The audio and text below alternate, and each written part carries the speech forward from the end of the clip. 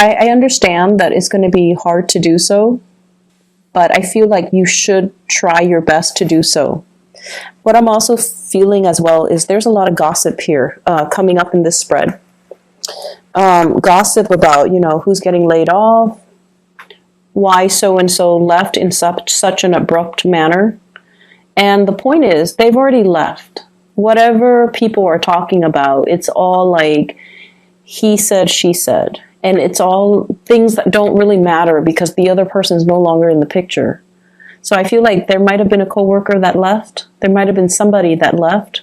There might have also been some type of rumor or scandal surrounding workplace romances. And I don't know how long it has been circulating around, but I definitely see remnants of that still in the gossip, in the rumors, in the discussions between coworkers. And at the end of the day, it doesn't really matter. And engaging in, this sort of low vibrational energy, even if you're just like, even if you don't care, even if you're just like, hey, what are you guys talking about? That type of low vibrational energy, it's not good for you to be in it, and it's not good for you to get sucked in or to kind of get pulled or drawn into it, okay? And I feel like a lot of it has to do with the people in general that are around you. So don't get pulled into their vibration. Don't get pulled into the gossip, because if they're gossiping about other people, one day they will gossip about you. So I want you to be very cognizant of who you are choosing to talk to associate with, to confide in, and to even open up to, okay? Be very, very careful about this energy. If you see 3-4 people huddled together in hush-hush conversation, just walk the other way. I know that curiosity, often gets the best of us. It's not worth it, okay? And don't get dragged into it. I feel like the more you can avoid it for this week, the better it's going to be for you, because I feel like people might get called out for not doing their work and constantly gossiping. So even if you've never associated with them in the past, and this week you choose to do so, you might get blamed for it as well. You might get, just by association, you might get reprimanded, or you might, get like the manager or the supervisor might also put you, like blacklist you just because of your association. So be very, very careful who you let into your life, who you are choosing to spend your free time with, and what kind of conversations you're engaging in. So I feel like that is something that is really crucial in the work environment. Once again, I'm seeing this energy about you feeling like you have to take care of everything, you have to do everything. And I feel like in a partnership situation as well, there's somebody who's not taking initiative. They're kind of dragging their feet, and you're asking them very simple questions. Where do you want to go? What do you want to do? What do you want to cook for dinner? What do you want to eat for dinner? What restaurant do you want to go to? And they're just like, I don't know, it's up to you. And so between the two of you, there's this constant back and forth where decisions are not being made. And I almost feel like, the Pisces that I'm reading for, some of you have a lot of fire in you. You are a little bit more, you're less passive, you're more aggressive. And you get things done, and you like to have things done in a specific manner, and you like to have clear, succinct communication. And I feel like the person that you're dealing with, they're dragging their feet. I also see as well, there might be some financial fluctuations, especially if you are in a relationship. And I feel like the fluctuation has a lot to do with one person being like the sole breadwinner in the family, and then the other person might be a stay-at-home mom, stay-at-home dad, or a homemaker in general. And so there's a little bit of a dip when it comes to finances. And you're trying your best to, get the pay increase, to work really hard, and to get ahead in your work situation so you can get like a better, to alleviate the financial burden. And, to get yourself more, to build up your financial foundation. But it just feels like if you're in a relationship with another person, they're encountering blockages. They're encountering lack of opportunities. They're also encountering confidence issues that's disallowing them from going out to look for a job. Okay, so I'm seeing that with some of you with a partner where they might have, they might have, I'm seeing communication issues, and I don't know why that is. Maybe it's a linguistic barrier. So maybe they, if, for example, wherever they're living, if it's an English-speaking country, English might not be their native language, and so they feel a little bit out of their element, or they feel a little bit self-conscious about the way they speak, their accents or something. And so I feel like they might not have landed many jobs because of it. And it's like hurting their self-esteem. And then they're just like, no, I don't want to go through another job interview. I don't want to get turned down. I don't want to get rejected. And so they're kind of hitting a low point. And then I also feel like for others, there might just be kind of like just blockages overall. The jobs that they want might be further away, and they might not have like a stable mode of transportation. Or I'm feeling as well, the jobs that they want, they feel like they might not have the proper degree or certificate. So I feel there's a lot of pressure on you to, it's almost like you're very much alone in everything that you're doing to uphold the relationship, uphold your work situation, and you don't blame your partner, but a big part of you feels like they need to do more. It takes a lot for a Pisces to get to this point, but I feel like you're shouldering the responsibilities. And I feel like the partner, I just feel like your partner, they're wallowing in self-pity, and they're not seeing how this situation affects you. So they're too wrapped up in their own feelings, in their own emotions, in their own struggle, that they're not seeing everything that you're doing. And if they're not really seeing what you're doing, then I feel like they're not motivated to, step up. And so I definitely feel there needs to be a discussion here.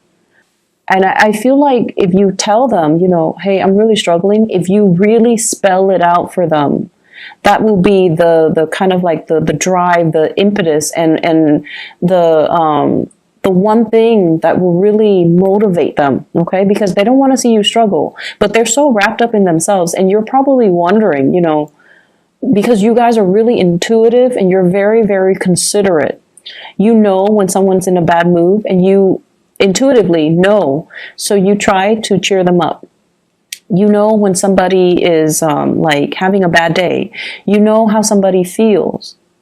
And so that's why you're very understanding with your relationship partner. They, on the other hand, they operate in a more practical way. So they might do things, practical things to help out best they can, like clean wash the dishes, do the laundry, clean the house, cook. But I feel like in terms of their financial contribution, is very minuscule, and there's nothing wrong with that. But what I feel is there is some financial imbalances. There are some financial imbalances in the relationship right now, in the give and take. And I feel like they're so wrapped up in their own situation that they're not really seeing your struggles. And if you tell them, spell it out for them so that they snap out of it and they help you. Because if we leave things unsaid, I feel like it can lead to a lot of resentment further down the line, especially for you guys. And then I also feel like the partner is like sinking deeper and deeper and deeper into this space of self-pity, which is not helpful for the relationship. Okay, so try to fix the situation. It is within your control, and they're going to be very receptive to it. But you need to let them know hey, I need your help. I need you to just, snap out of it and help me. They have the capability to bounce back very quickly. They're strong, okay? They're just going through a little eagle dip right now, but they're strong, and they will, they will snap out of it and they will help you. I'm seeing two people here, an earth sign, a Taurus, a Virgo, or a Capricorn. And this person, their life has been kind of stuck and stagnant, and things are not progressing for quite some time. And I almost feel like across the board, I just feel like if you love somebody, right, you have to respect them. So I feel like, let's just say for a lot of the other signs, especially fire signs, fire signs, air signs, and earth signs in general, they have to respect somebody first before they can fall in love with that person. Okay, so that's what I'm feeling. And I feel like for you love them first, and then you respect them. And I feel like even if the respect is not there, you still love them. I feel like somebody is kind of like falling off their pedestal in your eyes. And so they're saying like, the message, feelings pending. How do you feel about this person? How do you feel about this person now? If they have fallen from their pedestal, and if you're looking at a situation very realistically, how do you feel about this person? So I feel like there's some major turn of events concerning your feelings about a situation. Is it still tolerable? Your feelings about a person, is their behavior acceptable? What needs to change? And is it within the realm of possibility to change this situation, or is it a lost cause? If it is a lost cause, do you check out now? Do you leave now? Or do you leave, or do you continue to waste time in it? Okay? So I definitely see some situations that might have been swept under the rug, and now they're coming back to light for you to examine during this time. So Taurus, Virgo, Capricorn, I feel like that might be a partner that is, their life is very stuck. They're wallowing in self-pity, and their foundation is looking a little bit decrepit. Like they don't really have anything to show for themselves. And I feel like they're sinking into further self-doubt. And, of course you love this person, but I feel like you kind of need to look at the situation realistically. Are they also corroding your foundation? If the answer is yes, you have to check yourself out of this relationship. And then I have an air sign. This is an Aquarius, a Gemini, or a Libra. This is somebody that I feel like you're not really sure how they feel about you. You're a little bit confused about this person. One day they're very affectionate, the next day they're very aloof. So there is like definitely an emotional roller coaster with this person.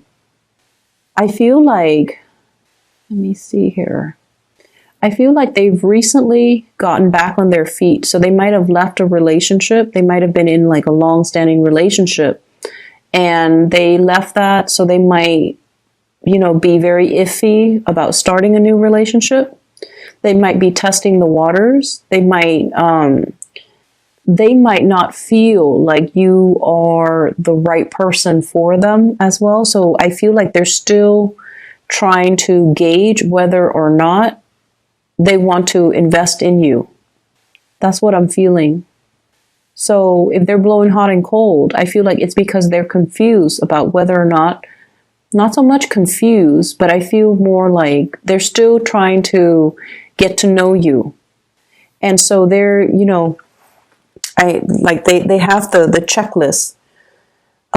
Emotionally stable, financially stable, honest, loyal, blah, blah, blah. Whatever their requirement is for a love relationship partner, I feel like they're every day that they spend with you, or every date that you go on with them, every conversation, they're keeping tabs, okay? They're just like, okay, did this text conversations show that the Piscean person is honest, has their past track record with their past relationships, has it shown me that the Piscean person is loyal. So I feel like they're keeping tabs and they're checking off the list.